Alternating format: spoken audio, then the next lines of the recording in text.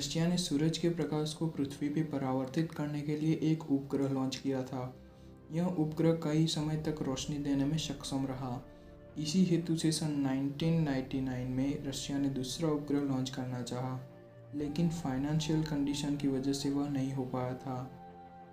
इसी तरह नॉर्वे के रजुकन शहर में विंटर में 6 महीने तक सूर्य प्रकाश नहीं पहुंचता था। इसीलिए इस समस्या को दूर करने के लिए 2013 में 3 बड़े बड़े कंप्यूटर द्वारा ऑपरेट किए जाने वाले आईने स्थापित किए गए। इस विशाल आईने से शहर के मुख्य स्थान पर सूरज की किरणें परावर्तित की जाती है।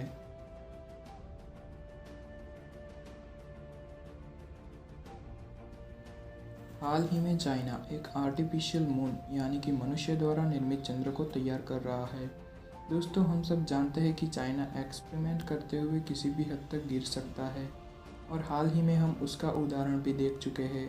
दरअसल चाइना सोच रहा है कि उसके शहर की सड़कें रात को भी रोशनी से जगमगाए।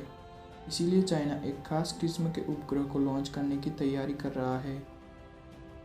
यह उपग्रह पूर्णिमा के चांद से यानी कि फुल मून के चांद से 8 गुना ज़्यादा प्रकाशमान होगा और शहर के 80 चौरस किलोमीटर विस्तार में रात को भी स्ट्रीट लाइट की ज़रूरत नहीं होगी। Chengdu aerospace science research institute के चेयरमैन चुन फेक का कहना है कि 50 चौरस किलोमीटर के विस्तार को प्रकाशित करने के लिए मानव निर्मित चंद्र का उपयोग करने से 12.7 करोड़ डॉलर की बिजली की बचत होगी। इस नकली यानी कि मानव निर्मित चांद का परीक्षण पिछले 2-3 सालों से चल रहा है और अब यह टेक्नोलॉजी सफलता के आखिरी पड़ाव में है। इनका यह नकली चंद्र उस पर लगी हुई सोलर पैनल्स द्वारा सूरज की किरणें पृथ्वी पर परावर्तित करेगा। यह एक अद्भुत कल्पना है।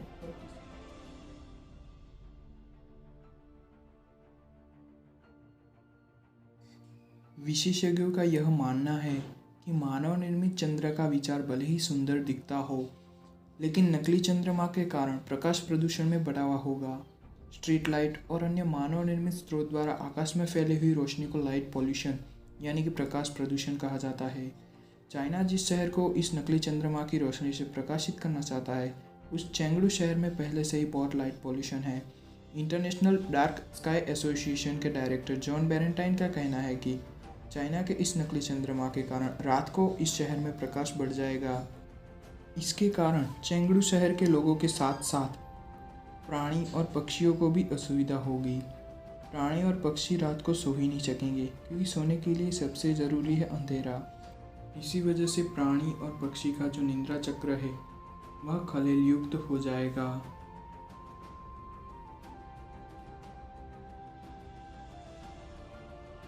चीन के दैनिक अखबार पीपल्स डेली में लिखा गया था कि यह आइडिया एक फ्रेंच कलाकार का था जिसने पृथ्वी पे एक ऐसा आईने की हार लटकाने की इमेजिनेशन किया था जिससे सूर्य की किरणें परावर्तित होकर पूरे पेरिस शहर की सड़कों को पूरा साल रोशनी दे सके।